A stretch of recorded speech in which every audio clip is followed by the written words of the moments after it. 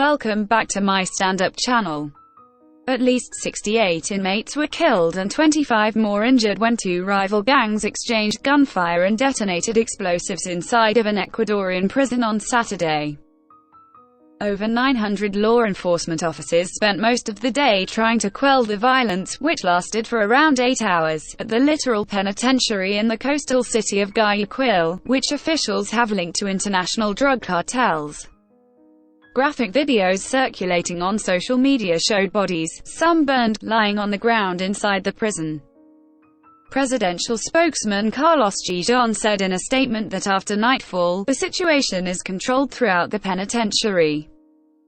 According to Governor of the Guayas province Pablo Arozmana, inmates tried to dynamite a wall to get into Pavilion 2 to carry out a massacre. They also burned mattresses to try to drown their rivals in smoke. "We are fighting against drug trafficking," Arozmana said. "It is very hard."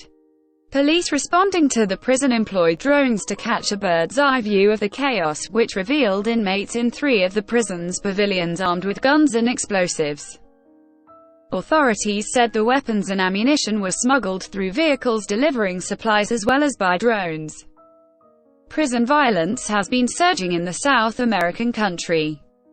Just 2 months ago, 119 people were killed in a battle between rival gangs at the same prison, which houses over 8,000 inmates.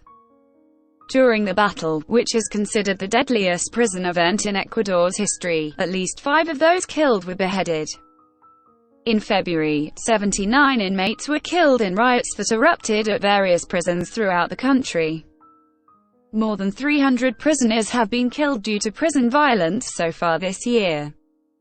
President Guillermo Lasso declared a state of emergency in response to the violence in October, which permitted security forces to fight drug traffickers and other criminals. On Saturday, he tweeted that the first right that we should guarantee should be the right to life and liberty, which isn't possible if security forces can't act to protect. That was reportedly a reference to the Constitutional Court's recent denial that would have allowed the military into prisons despite the state of emergency. Soldiers were posted outside of the Litoral on Saturday night. Family members of inmates desperately waited for news of their loved ones outside of the prison on Saturday night. "Enough of this. When will they stop the killing?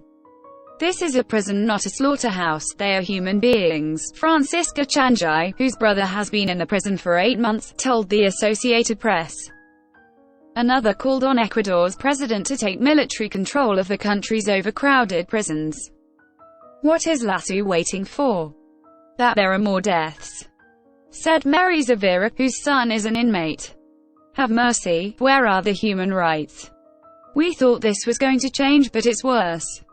Ecuador's prison population has swollen to over 40,000 inmates, well beyond the country's capacity of 30,000. Of those incarcerated, 15,000 have not even received their sentences. Officials plan to deal with the crowding by granting pardons and relocating inmates to other facilities.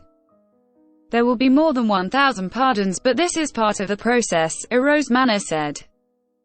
The governor said that Ecuador expects aid from countries such as Colombia, the United States, Israel and Spain, who will provide logistical support.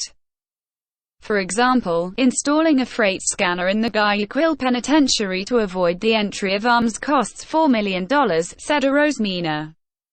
Source: nypost.com. Please like, share and subscribe. Thank you for watching.